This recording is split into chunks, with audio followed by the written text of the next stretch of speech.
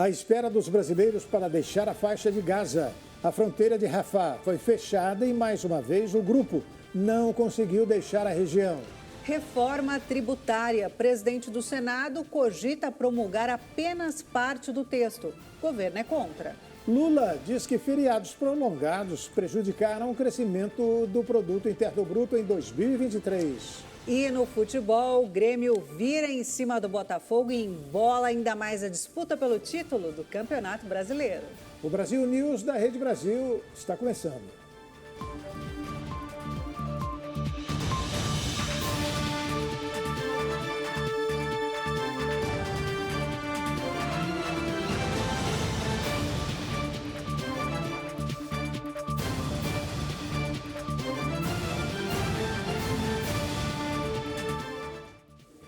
Mais uma vez, os brasileiros não conseguiram deixar a faixa de Gaza. O grupo recebeu autorização para sair do local, mas a fronteira de Rafah foi fechada. Sem uma previsão exata, o ministro das Relações Exteriores, Mauro Vieira, acredita num retorno o mais rápido possível.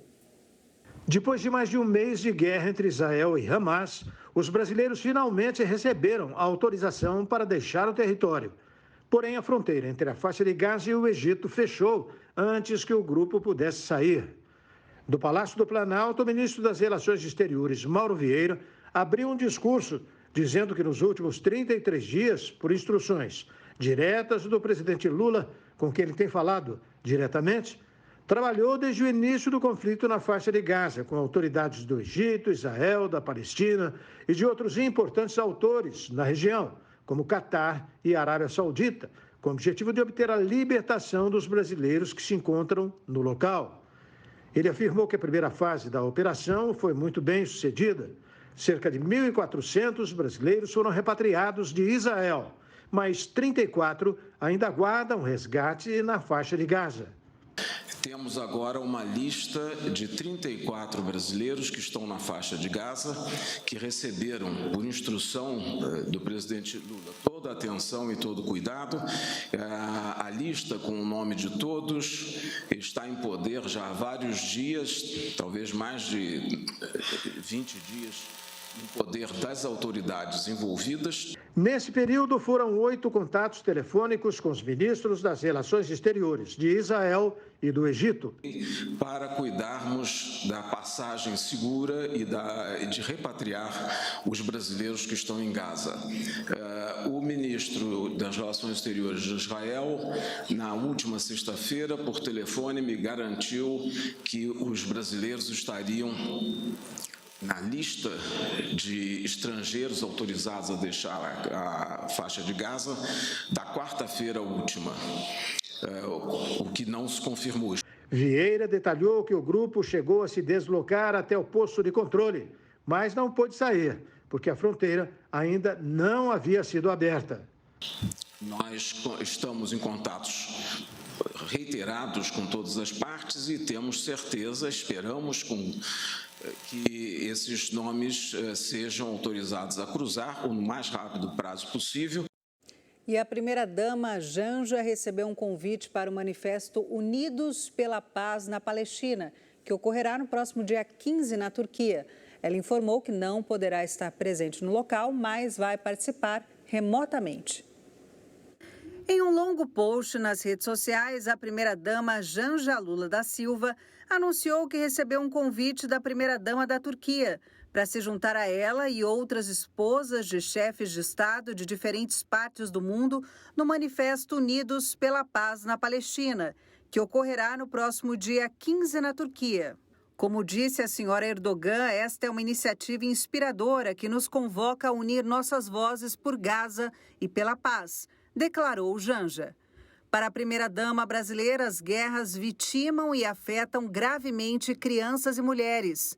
Ela até colocou dados da ONU em sua publicação. 70% das vítimas dos conflitos em Gaza são mulheres e crianças. Janja declarou que a crise humanitária se aprofunda e a construção de corredores humanitários e de um cessar-fogo se tornam ainda mais urgentes. A mulher de Lula não poderá participar presencialmente do evento, mas sim de forma remota, e aguarda o envio do manifesto pela Turquia para assinar o documento.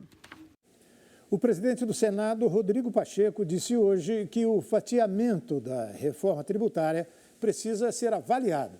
Para ele, a PEC tem uma engrenagem delicada e levanta dúvidas sobre possibilidade de aprovar trechos do projeto. O presidente do Senado, Rodrigo Pacheco, disse que a reforma tributária é uma engrenagem delicada e que é preciso avaliar se o projeto tem condições de ser fatiado, ou seja, dividido em partes para aprovação pelo Congresso Nacional. Já o líder do governo no Congresso, senador Randolfo Rodrigues, da Rede pelo Amapá, afirma que o ideal é a promulgação da reforma de maneira integral, ou seja, sem fatiamento. Que a proposta como um todo seja promulgada. Isso é o ideal, né? É lógico que precisa de construção de entendimentos sobre as exceções e as modificações aprovadas pelo Senado. Mas o presidente do Senado e do Congresso Nacional, o presidente Pacheco, está determinado, assim como o presidente Arthur Lira e assim como o governo, a que nós tenhamos um novo sistema tributário. Tendo por horizonte que isso é o central, eu estou muito confiante que até a primeira metade de dezembro nós teremos o texto da reforma tributária promulgada. O texto da reforma tributária foi aprovado pelo Senado na quarta-feira. O projeto recebeu 53 votos favoráveis e 24 contrários, tanto no primeiro quanto no segundo turno. Como a PEC proposta de emenda à Constituição foi modificado no Senado, terá de voltar à Casa Baixa para uma nova votação. A Justiça Eleitoral absolveu os ex-deputados Roberto Jefferson e Cristiane Brasil por ofensas à ministra Carmen Lúcia do Supremo Tribunal Federal. O Tribunal Regional Eleitoral de São Paulo absolveu os ex-deputados federais Roberto Jefferson e Cristiane Brasil em processo de injúria contra Carmen Lúcia do Supremo Tribunal Federal. Em 2022, Brasil havia divulgado um vídeo em que o pai aparecia comparando a ministra a prostitutas e vagabundas. Fui rever o voto da bruxa de Blair, da Carmen Lúcifer, na censura prévia a Jovem Pan. Olhei de novo, não dá para acreditar. Lembra mesmo aquelas prostitutas, aquelas vagabundas arrombadas, né? Os ex-deputados federais haviam sido denunciados pelo crime de injúria. Na decisão, a Justiça argumentou que a ministra não se manifestou no processo, o que é fundamental para a ação penal prosseguir.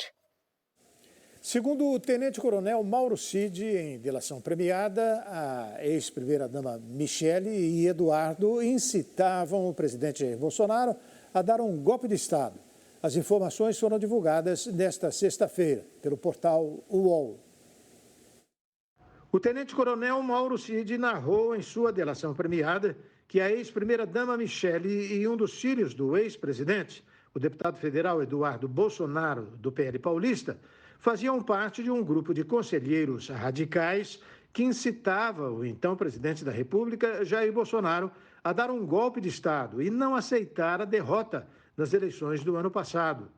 De acordo com o relato de Cid, esse grupo costumava dizer que Bolsonaro tinha apoio da população e dos atiradores esportivos, conhecidos como CACs, que é o colecionador, atirador, desportivo e caçador, para uma tentativa de golpe. O tenente-coronel ainda afirmou aos investigadores que Jair Bolsonaro não queria desmobilizar os manifestantes golpistas acampados em unidades militares pelo país, porque acreditava que seria encontrado algum indício de fraude nas urnas, o que serviria para anular o resultado da eleição. Cid diz à PF que nunca foi encontrada nenhuma prova de fraudes. Os comandantes do Exército e da Aeronáutica foram contra o plano do golpe. Em delação, o tenente-coronel afirmou que só o chefe da Marinha, Almir Garnier, teria apoiado Bolsonaro na proposta golpista. O governador de São Paulo, Tarcísio de Freitas, sancionou um projeto de lei que cancela as multas administrativas aplicadas durante a pandemia da Covid-19. A medida irá beneficiar 11 mil pessoas, entre elas o ex-presidente Jair Bolsonaro. O governador de São Paulo, Tarcísio de Freitas, sancionou um projeto de lei que anistia multas aplicadas a quem descumpriu regras sanitárias durante a pandemia de Covid-19 no estado. A medida já foi promulgada no Diário Oficial. O projeto foi aprovado na Assembleia Legislativa de São Paulo, no dia 17 de outubro, com 52 votos a favor e 26 contra, além de 2 abstenções. De acordo com o governo paulista, as penalidades tinham finalidade somente educativa, não arrecadatória. Por isso, após o fim do estado de emergência de saúde, não haveria motivo para seguir com os processos. As autuações somam 73 milhões de reais a serem pagos aos cofres públicos. Com a medida, o governo abre mão do recebimento dos recursos. A aprovação beneficiará 11 mil pessoas que foram multadas no estado, dentre elas o ex-presidente Jair Bolsonaro. Com isso, o ex-mandatário poderá reaver os 913 mil reais que depositou em juízo no mês de agosto para o pagamento de multas que recebeu por não usar máscaras de proteção individual no estado de São Paulo. Ao longo da pandemia, Bolsonaro foi multado 7 vezes, sendo 2 em 2021 e 5 em 2022. A seguir, indicado pelo Centrão, Carlos Vieira toma posse como novo presidente da Caixa. Taxa anual de inflação cai em outubro, mas segue ainda acima do teto da meta. O Brasil News vai para um rápido intervalo. Nós voltamos já já.